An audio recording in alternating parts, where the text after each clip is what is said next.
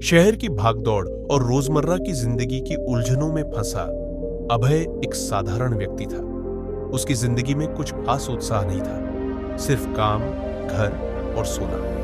एक दिन ऑफिस जाते वक्त उसे एक छोटे से पार्क में एक कागज का टुकड़ा पड़ा मिला। उस पर लिखा था, अगर तुम्हें सच में खुद को पाना है तो 21 दिन के लिए गायब हो जाओ।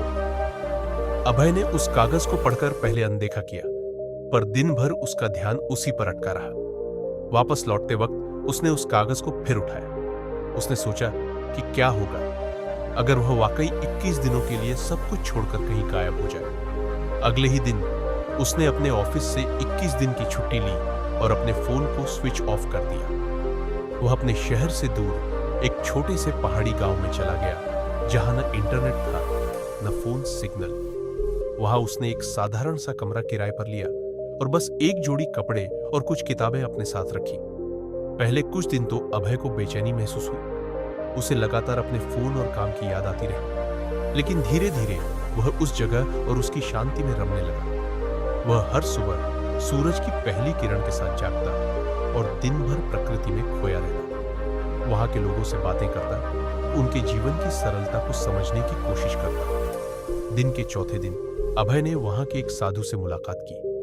साधु ने अभय को बताया, जीवन में असली शांति पाने के लिए हमें अपने भीतर झांकना होता है, न कि बाहरी दुनिया में भटकना। यह बात सुनकर अभय का मन गहरी सोच में पड़ गया। उसने सोचा, क्या वाकई वह अपने जीवन में कभी खुद को समझ पाया है? 7वें दिन अभय ने अपने मन की अशांति को छोड़ दिया। उसने महसूस किया कि उसके भीतर एक अजीब सी हलचल थी जो हमेशा उसे बेचैन रखती थी।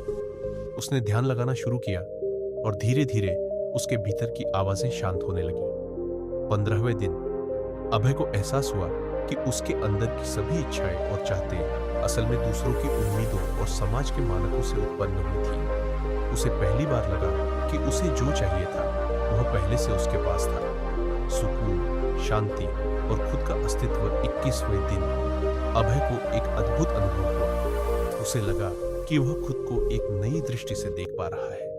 उसे समझ में आया कि जिंदगी का असली मतलब सिर्फ काम, पैसे और उपलब्धियों में नहीं है, बल्कि खुद को जानने और समझने में है। उसी दिन उसने तय किया कि अब वह अपनी जिंदगी को अपनी शर्तों पर जिएगा, न कि दूसरों की उम्मीदों के हिसाब से। 21 दिन पूरे होने के बाद अभय वापस शहर लौट आया, लेकिन अब वह वही पुराना अभय नहीं था। अब वह अपने जीवन की हर छोटी बड़ी चीज को नए नजरिए से देखने लगा था।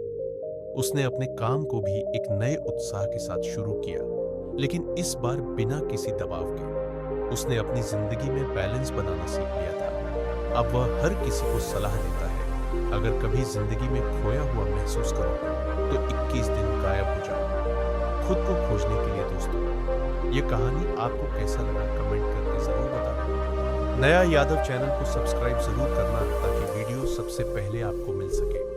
Thank you.